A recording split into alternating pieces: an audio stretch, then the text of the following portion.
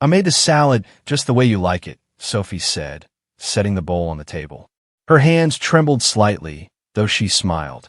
I want to tell her it was perfect, but a tight knot in my chest made me hesitate. You're always thinking about me, I said, reaching for her hand.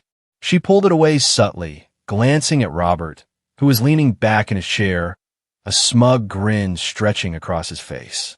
Dinner's getting cold, Robert interjected, raising his glass. Helen, did you actually cook this yourself? Or did you just supervise? His tone was playful but sharp. Mom waved a hand dismissively. I did my part, Robert. Not that you notice. Why don't you focus on your steak? I watched their eyes flicker at each other, a silent war I didn't understand. I wanted to speak, to lighten the tension, but the words got stuck. Sophie poured my water for me. Here, drink. You look tired. Her voice had that gentle lilt, but there was a shadow behind her eyes. I frowned. I'm fine, I said.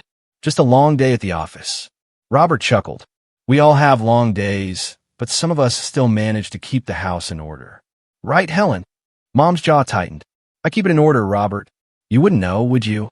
I tried to interject. Let's just eat. No need to fight. My voice sounded weaker than I hoped. Sophie glanced at me with a faint, concerned smile. Maybe we can talk later, she whispered, as if reading my thoughts. Robert leaned forward. Talk about what? Finances? Your ridiculous spending, Helen. Mom's cheeks flared. Don't start that again. I handle the bills responsibly. Unlike you, who just pretends to care about money while eating lobster every night. I shifted uncomfortably. The tension felt like static in the air, something I couldn't touch but couldn't ignore. I cleared my throat. Maybe we should set a budget together. Calmly, Robert's eyes flicked to me, amused. And you think they'll listen to you? They should, I said, firm now, try to assert something, anything. I'm part of this family too. Helen stared at me, her expression unreadable. Part of this family, yes. But sometimes you say things that embarrass us. You're young. You'll learn. Embarrassment burned in my chest. I opened my mouth, but Sophie's hand on mine stopped me. She leaned in slightly. Let's eat, please. Don't make it worse. I nodded, swallowing my frustration with my bite of salad. The fork trembled in my hand, though I tried to appear calm. Robert smirked, leaning back. See? That's why I keep things light. You all take life so seriously. Maybe too seriously. I wanted to laugh, to make a joke, but the humor felt hollow. Maybe, but some things do matter. My words hung in the air. Sophie glanced down at her plate, silence spreading like a blanket. I could see her fingers twitch, picking at the edges of her napkin. Something was off, though I didn't want to admit it. Did you deposit the check from the client, Helen? Robert asked casually. Mom's tone sharpened. Yes, Robert. It's handled. Do you always need to question me? I finally spoke louder than intended. Enough. Can we just enjoy dinner? My voice cracked slightly. Sophie's eyes met mine. It's okay, I understand. Her smile was fragile. Robert leaned forward, resting an elbow on the table. You're tense, my boy. Maybe you need to relax a little. Life's too short. I am relaxed, I said, though my stomach twisted. Mom placed her hand over mine, her eyes narrowing at Robert. Go easy on him, Robert. He's still learning about life. Some patience would suit you. He shrugged, unconcerned. Patience, sure. But the boy needs to see the world as it is, not the way you sugarcoat it. I wanted to yell, to defend myself, but I stayed silent, tension wrapping around me like chains. Sophie gave me a small, reassuring squeeze, and I swallowed the knot in my throat. After dinner, I walked to the living room. Mom followed. We need to talk about the bills again. You're irresponsible, she said, her voice sharp. I'm just trying to help, I replied, frustration bleeding into my tone. I want to understand, not argue. Mom shook her head. You're young. You think you know best, but sometimes you embarrass this family. I clenched my fists, my chest pounding. Maybe I'll learn soon enough, I muttered, walking away to my bedroom, mind spinning. The unease I felt at dinner lingered, heavier than ever. Sophie's soft voice called after me. I'm here if you need me. I sank onto the bed, staring at the ceiling, wondering if perfect families ever really existed, or if I noticed it first at breakfast. Sophie was laughing at something Robert said, a quiet chuckle that didn't reach her eyes. I cleared my throat. What's so funny? She blinked, a flash of surprise crossing her face. Oh, nothing. Just a joke. Robert smirked. See? She's got a sense of humor after all. His tone was light, but something in the way he looked at her made my stomach twist. I forced a laugh. Right? A joke. But I couldn't shake the feeling, the tightness behind my ribs. Something was off. Later, I checked my phone. Sophie's text popped up briefly as I walked past her table. I caught a glimpse. Messages I wasn't supposed to see. Words like, "Can we meet?" and "Don't tell anyone." My hand shook. I swallowed. I waited until we were alone. "Sophie, is there something you're not telling me?" She looked at me, startled, then smiled softly. "Of course not. Why would you think that? I don't know. I get a weird feeling sometimes." Her fingers brushed mine. "You're imagining things." Really? I wanted to believe her. I did, but the creeping unease lingered like a shadow. Memories surfaced, small betrayals from friends who'd lied, ex-girlfriends who whispered behind my back. I shook my head. Stop thinking like that. Stop imagining. At work, I called Jake, an old friend who always gave me honest advice. "Jake, tell me I'm not losing it." "Sophie, something feels wrong." Jake's voice was calm. "What do you mean, man? You sound tense. Have you talked to her?" I tried. "She just says I'm paranoid. Trust your gut. If it feels off, it probably is. Don't ignore it."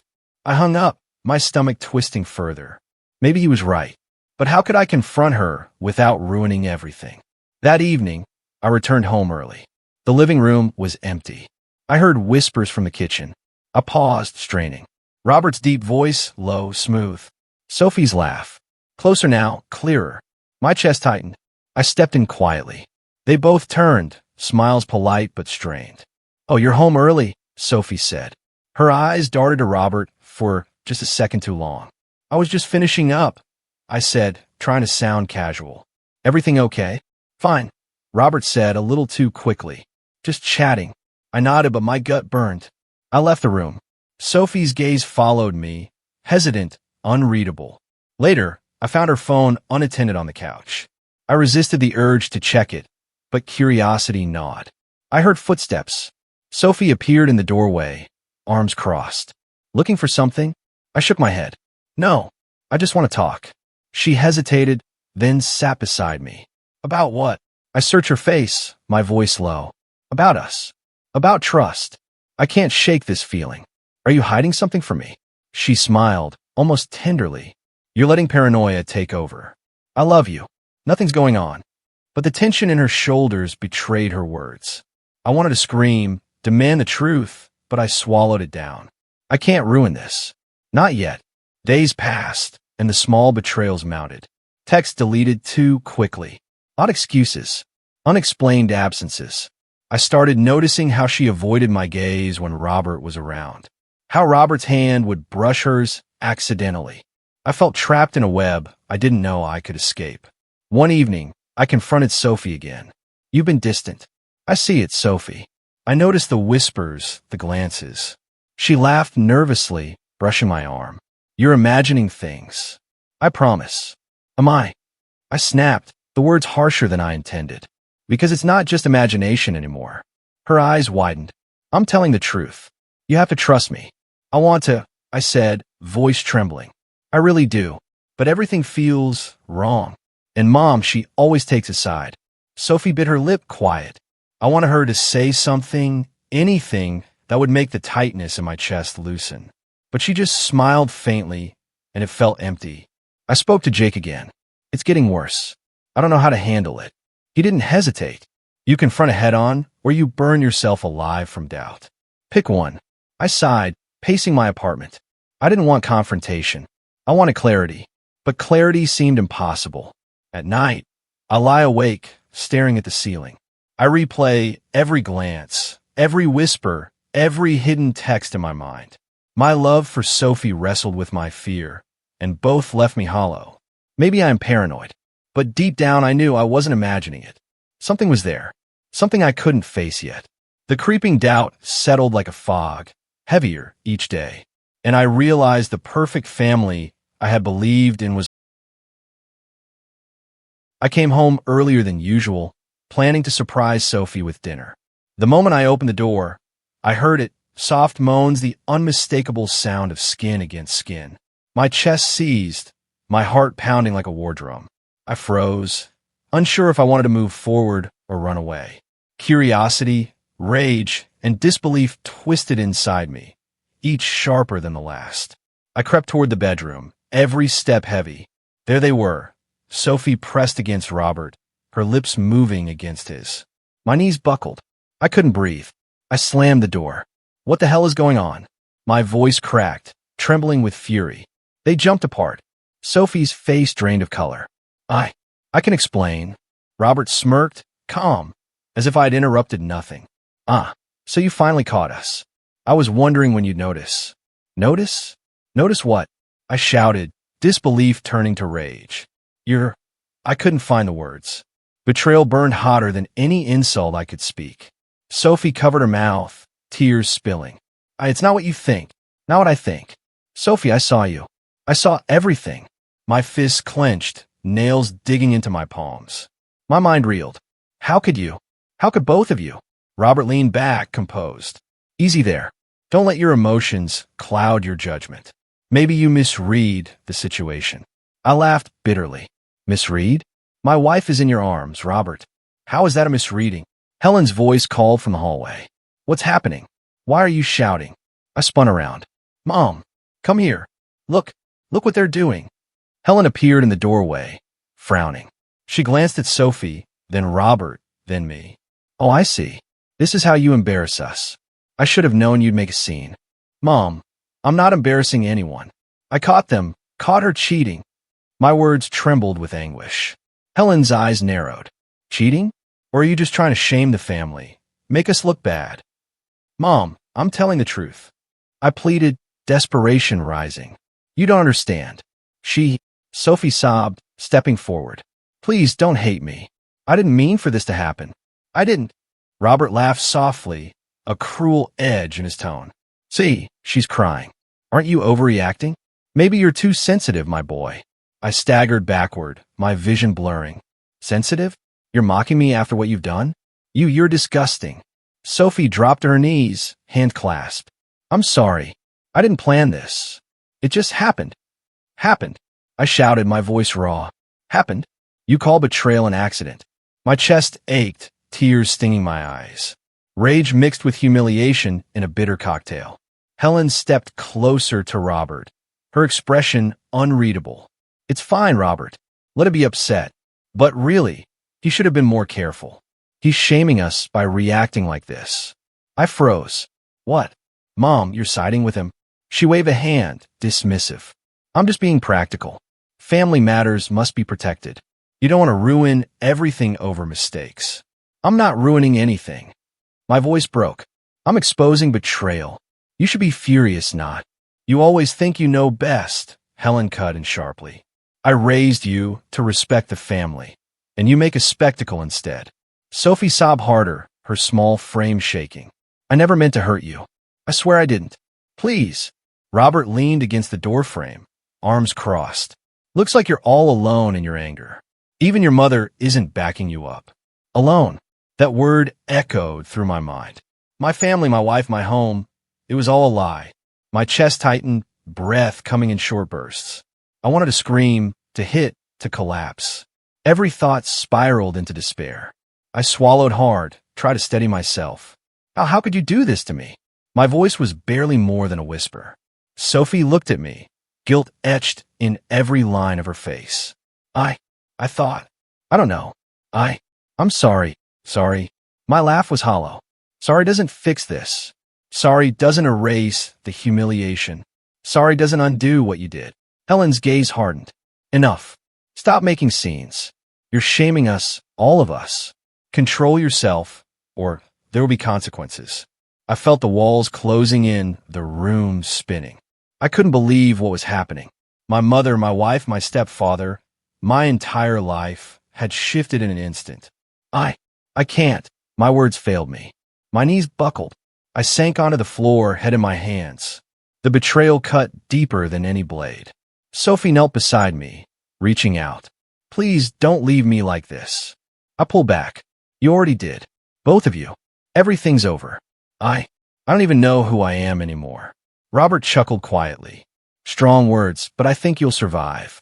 Won't you? I glared at him, hatred bubbling, but it was powerless in that moment. Alone, broken, rejected. I realized my life had changed forever. The perfect family was gone. I didn't leave my apartment for 2 days. Every sound outside my window felt like a reminder that life had moved on without me. My phone buzzed occasionally, Sophie's name flashing across the screen, but I ignored it. Are you alive? Or just hiding under the covers? Ethan's voice came through my speaker, casual but sharp. I'm fine, I muttered, though my voice cracked. Just thinking. Thinking, he laughed softly. Come on, man. You're seething. I can hear it through the phone.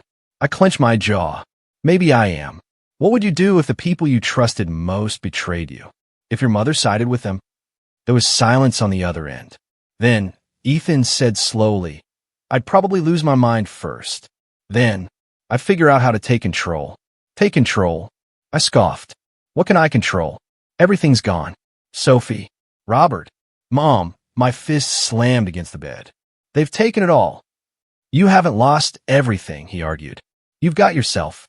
That's the only thing you need right now. I shook my head, pacing. I feel hollow, like I don't even exist anymore. Every memory I had tainted, every word, every touch, my voice broke. I can't look at them the same way. Good, Ethan said. Anger can be useful if you channel it. Don't let it eat you alive. Make it work for you. Make it work for me. I repeated, swallowing hard. I don't even know where to start. I can't just confront them. That's madness. Then be smarter, he said firmly. You don't have to shout or fight. Let them feel consequences quietly. Use their arrogance against them. I've seen you do it before. I sank into my chair, running my hands through my hair. I thought I loved Sophie. I thought this was my family. And it was, Ethan said gently, just not the one you imagined. That doesn't mean you stop being you. It means you adapt. I took a deep breath. My mind raced, replaying every glance, every whisper, every laugh they shared in secret. I felt the sting of humiliation, but beneath it, a seed of resolve began to grow. What do you suggest? I asked quietly. I can't confront them head on. Mom would never support me. Sophie. Robert, they're too arrogant to care about my feelings. Then don't confront, Ethan said. Observe. Collect. Plan. Let them stumble because of their own mistakes.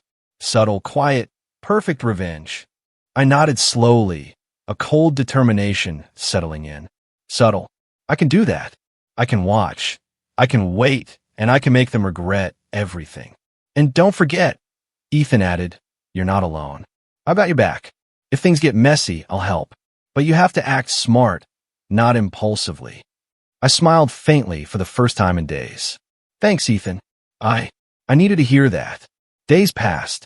I watched from a distance, noting Sophie and Robert's growing intimacy.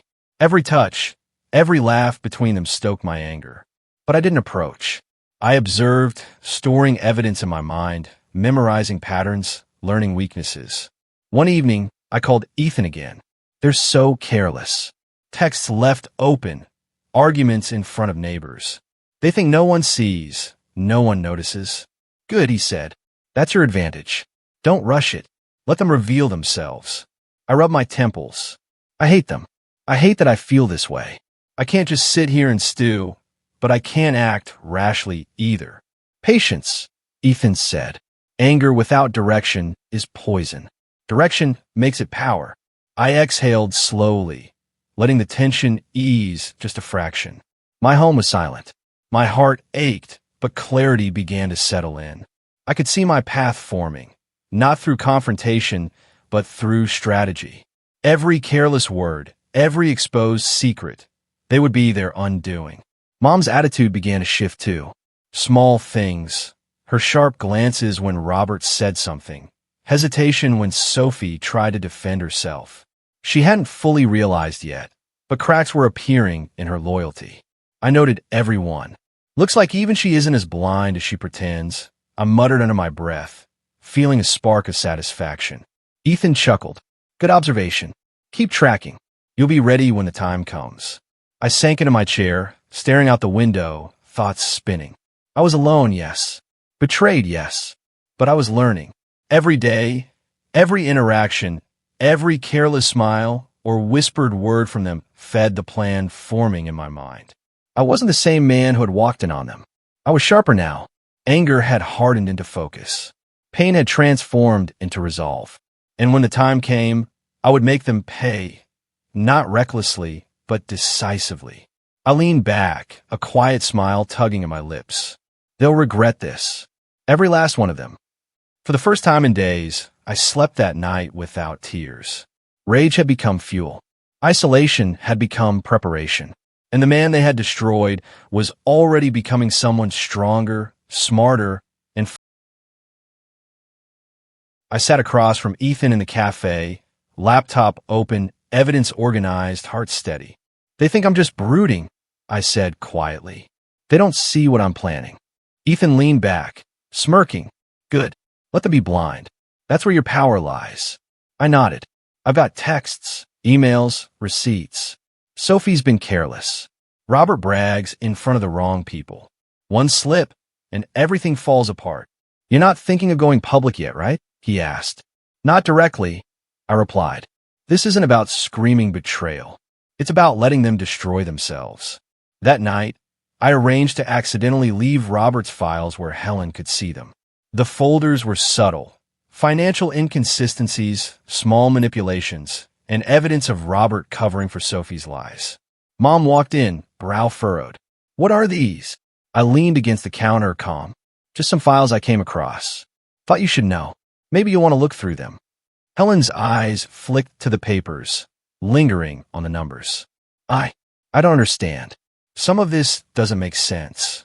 Exactly, I said softly. You know him better than anyone. Doesn't it feel strange? Her hands trembled slightly as she sorted the papers. Maybe I've been blind. I kept my tone gentle, measured. It happens. But noticing it now gives you a choice. You can see clearly. Later, I sent Sophie a message, carefully worded, vague but pointed. People notice. Actions have consequences. You should be careful.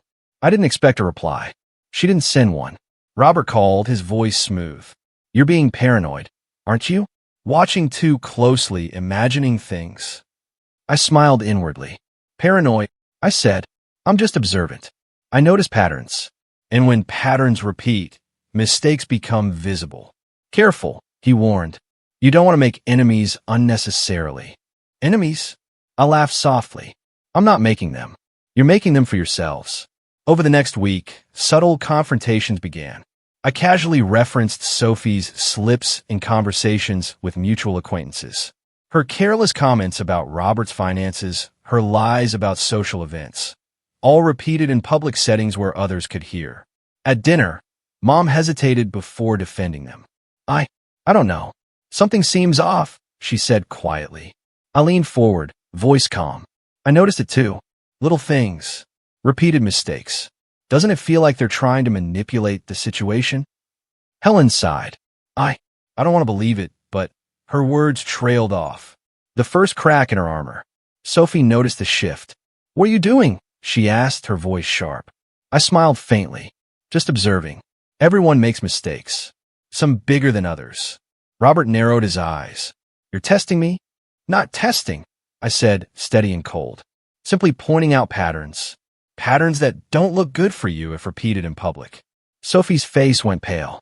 You can't. People won't believe you. I shrugged. Maybe. But if they notice for themselves, consequences are inevitable. The thrill of control was intoxicating. Watching their arrogance falter as small truths surfaced was satisfying. Every careless word Sophie uttered, every boast Robert made, became a thread I could pull. I struggled sometimes. The moral line was blurry. Should I completely ruin them or merely teach a lesson? My mind wrestled with it during late nights. Ethan's voice echoed in my head. Patience, subtlety, precision. I decided on precision. My plan was not destruction. It was exposure. Let them stumble on their own. Make choices that revealed their true colors to the people who mattered. One evening, I called Ethan quietly. They're slipping faster than I expected. Mom's noticing inconsistencies, subtle changes in behavior. Sophie's social image is crumbling without me saying a word. Good, he said. Keep it quiet. Keep it slow. Don't overstep. I smiled faintly. I'm learning control. Patience. Letting my intelligence guide the revenge instead of my anger. The next morning, I casually joined a brunch where both Robert and Sophie were present. Sophie tried to charm the group, laugh, deflect, but her words stumbled. I smiled politely, asking questions about past statements she had made. People exchanged looks. She flushed. Robert's composure faltered. Is everything okay? He asked, voice tight. Perfectly, I said softly, just noticing patterns. Mom's eyes met mine across the table. Small surprise, small doubt, flickering. I didn't speak. I let it linger. That night, I reviewed the evidence again. Texts, messages, receipts, all cataloged and organized. My plan was working. Subtle, indirect, yet effective. I felt the calm satisfaction of control, the quiet hunger of vengeance, tempered by thought. I spoke to Ethan one last time before bed. I feel strong, patient, ready. They won't know what hit them until it's too late. Exactly, he said. You're growing, man. Not just angry, but smart. That's the difference. I exhaled slowly, letting the weight of the past week settle. Anger had become strategy. Betrayal had become leverage. And the man they had tried to humiliate was already... I watched from the corner of the room as Robert fumbled through his speech, notes crumpled in his hand. Friends and family exchanged uneasy glances. His usual confidence had evaporated, replaced by hesitation. Are you sure you want to say that? Someone whispered. Robert cleared his throat. Yes, of course. His voice cracked slightly. I bit back a smile. Every misstep, every stutter, karma in motion. Sophie sat beside him, attempting a smile that faltered every few seconds. I could see it. Guilt, unease, a fleeting panic she couldn't hide. Her hands twisted in her lap, as though trying to hold herself together. Later, I caught Robert alone in the study.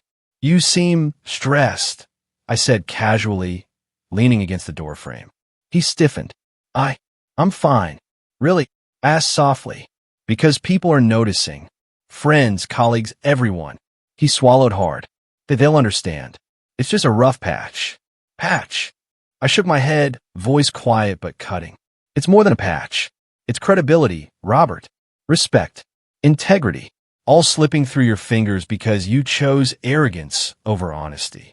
He stared at me, eyes wide, realizing for the first time how visible his failures had become. I walked away before he could respond, letting the silence speak louder than any words. Later, I overheard Sophie attempting to explain herself at brunch. I made mistakes, she said softly, voice trembling. I didn't mean... Everyone saw, Sophie, someone interrupted. You lied. You manipulated. You hurt people. Her shoulders slumped, and I caught the quick flash of regret in her eyes. She tried to speak again, but the words faltered. People whispered, shook their heads, glanced at Robert. Their support was fading as fast as their patience. I remained quiet, observing, cataloging every expression, every faltering glance. I didn't need to speak. Their downfall was happening naturally, and my presence alone reminded them of the choices they had made. That evening, I spoke to Mom in the kitchen. You've noticed it too, haven't you? Helen stirred her tea, avoiding my gaze. I think I might, but it's difficult to admit I was wrong. I wanted to believe in them and in what I thought was right. It's okay, I said softly, choosing my words carefully. Seeing the truth is hard, but it doesn't make you weak. It makes you human. Her hands trembled as she set down the cup. I never wanted to hurt you, you know? I thought I was protecting the family. Maybe I failed. I didn't reply immediately. I let the pause hang, letting her acknowledge the weight of her actions. Later, I requested a private meeting with Robert and Sophie. I entered the room calmly, as if stepping into a courtroom, though my chest was steady. Robert's eyes flicked to me, wary. Sophie's hands clutched her bag, knuckles white. I think we need to talk, I said softly, voice even. Sophie looked down. I'm sorry, she whispered. I shook my head. Sorry doesn't fix this. It doesn't undo what you did, Sophie. It doesn't erase the humiliation, the betrayal, or the lies you've told. Robert's lips twitched, attempting a smile. We didn't mean to. I raised a hand, cutting him off. Don't. Say the excuses. They're meaningless now. Every action you took, every careless word, they've spoken louder than any defense you could muster. Sophie's eyes welled with tears. I regret it. I never meant to hurt you this much. I studied her carefully, letting the words settle like stones. Regret is too late. But it's visible now. You feel it, because people see through your mask. That discomfort, that's the consequence of your choices. Robert leaned forward, voice low. Are you trying to humiliate us? I shook my head slowly. I'm showing you the truth. Not my truth, yours. Every person you've wronged, every lie you've told, every misstep, it's all visible now. I didn't need to act. I only needed patience. Sophie whimpered softly. I understand. Please forgive me. I let silence stretch between us. Forgiveness wasn't my goal. Understanding was. And for the first time, they both understood fully how powerless they had made themselves.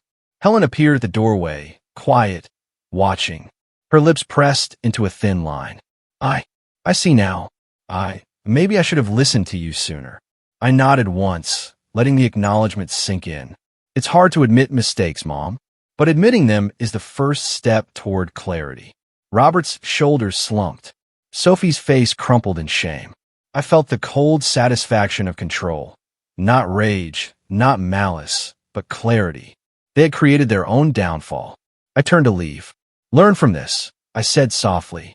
Not because I taught you a lesson, but because the consequences are unavoidable when arrogance and selfishness guide your actions. No one spoke. Their silence was more piercing than any words I could have used. I stepped out of the room, leaving them in the aftermath of their choices. Outside, the cool air hit me, and I drew a deep breath. The weight of betrayal was lifting, replaced by the calm strength of control. I had been broken, humiliated, abandoned. But now, with patience and strategy, I had reclaimed my power. Their mistakes were exposed. My mother's eyes opened, and I, once powerless, aching, and betrayed, was already moving beyond the wreckage they had left behind. For the first time, I stood in the living room, watching Helen fold laundry. The quiet hum of the dryer felt like a fragile barrier between us. I swallowed hard. It was time. Mom, I said, voice steady but heavy. She looked up, startled. Yes, what is it? I walked closer, hands in my pockets. I need to tell you something. Everything. All the years I've kept inside. Her face softened, concern flickering in her eyes. I'm listening. I drew a deep breath. Do you know how it feels to trust someone with your entire life? To believe in their love, in their loyalty, in their guidance? And then to have all of it shattered? Helen's hands froze mid-fold. I didn't know. You didn't know? I repeated sharply. Mom, you sided with them. My wife, my stepdad, the people I trusted most, they humiliated me. And you told me I was the one shaming the family. Tears welled in her eyes. I thought I was protecting everyone. I didn't realize. I made a mistake. A mistake. I laughed bitterly. Do you know what it feels like to see the people you love betray you, and then the one person who should support you turns against you? To have your heart ripped out while being blamed for the damage. Helen flinched. I never wanted to hurt you. I was afraid of losing the family, afraid of scandal, afraid. I asked, voice rising. I lost him anyway. You think fear excuses abandoning me when I needed you most? She shook her head, shame written on every line of her face. No, it doesn't.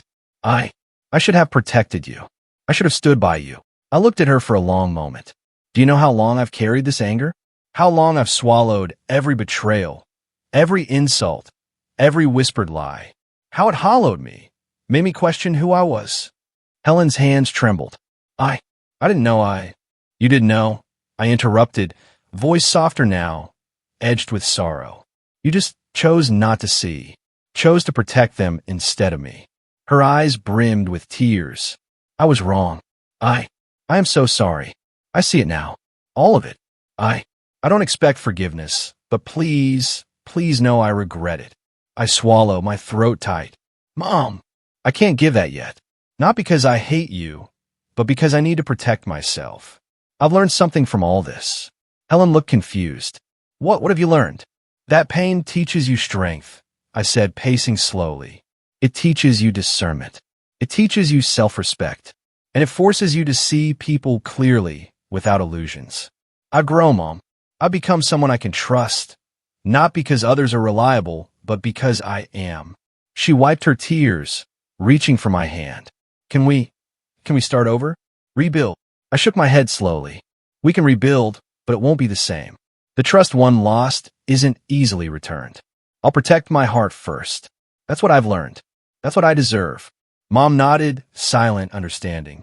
I could see her internal struggle, the weight of guilt, the desire to repair what she'd broken. Sophie and Robert remained at the margins. Their social circles noticed the cracks, the subtle ostracism that followed. Invitations disappeared. Messages went unanswered, their arrogance exposed. I didn't need to speak. The consequences unfolded naturally, a reminder that selfishness and betrayal eventually isolate themselves. I leaned against the window, watching the evening sky. It's strange, I said quietly, more to myself than anyone. Pain can feel endless.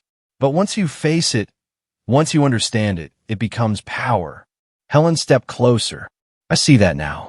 You've become wise, even through all of this. I'm proud of the man you become. I gave a small, almost imperceptible nod. Thank you. But my pride isn't for their approval. It's for me. I survived them, Mom. I survived betrayal. And I'll survive everything else because I've learned to trust myself first. She didn't speak, but her eyes reflected understanding, regret, and relief all at once. I've let go of the need to punish them personally, I continued. I've watched them face the results of their choices. That's enough for me. Revenge doesn't have to be messy or violent. It can be simple, just letting consequences speak louder than words. Mom sighed, a quiet weight leaving her shoulders. I hope you find peace, truly. I will, I said, voice calm, steady. And you will too, when you face your own truths without fear. That's the lesson for all of us. I walked past her, pausing at the door. I didn't look back. I had voiced my pain, my anger, my heartbreak. I had faced the person who shaped my world and exposed the cracks I needed to see. And I stepped into my apartment, sunlight spilling across the floor. The silence felt different now, not empty but calm. I ran a hand over the counter, noting the neat arrangement. Everything was mine, controlled by me. I smiled faintly. Ethan appeared from the kitchen, holding 2 mugs of coffee. You look different, he said, raising an eyebrow. Different how? I asked, leaning against the doorway. Sharper, he replied. More focused. Less haunted. I laughed softly. Maybe. Or maybe just finally free from the ghost that followed me for months. He handed me a mug. Free feels good, huh? I took a sip, the warmth grounding me. It does. I've spent too long reacting to others. Sophie, Robert, Mom, everyone else. Now, I'm choosing my own path. Ethan grinned. And what path is that? Me, I said simply. Personal happiness, my career, friendships that matter. No more being dragged into other people's messes. We sat in comfortable silence for a while, drinking coffee, listening to the faint hum of the city outside. The peace was new, yet familiar, a reminder that life could feel normal again. A message pinged on my phone. I glanced at it. An old colleague asking to meet for a project discussion. I smiled. See, opportunity doesn't wait. Life moves forward whether you're ready or not. Ethan nodded. Exactly. And speaking of forward, he paused, looking at me. There's someone I think you'd like to meet. Smart, funny, strong. Not like the others. I raised an eyebrow, smirking. Already planning my love life? He laughed. I'm just planting seeds. You'll grow your own garden. I shook my head, smiling quietly. I've learned patience and caution, but hope doesn't hurt. Weeks passed. I rebuilt my routines. Work became a sanctuary. Deadlines, projects, and successes that were entirely mine. Friends who had drifted returned, drawn by the calm I exuded and the clarity in my eyes. Each conversation, each laugh, reinforced my new life. One evening, I met a woman named Clara at a gallery. Intelligent, witty, and unafraid to challenge me. Conversation flowed effortlessly. I caught myself smiling more than I had in months. "So, you like abstract?" she asked, tilting her head at a painting. "I never understood it before," I admitted. "But I think I'm starting to see patterns, connections. It's kind of like life." She laughed. "Life is messy, chaotic, but sometimes chaos makes beauty." I nodded, letting her words sink in. "Exactly. And sometimes you need to step back to understand the bigger picture." Later, I walked home with Ethan. "You see," he said, "life is giving you a second chance. Don't screw it up." "Don't worry," I replied.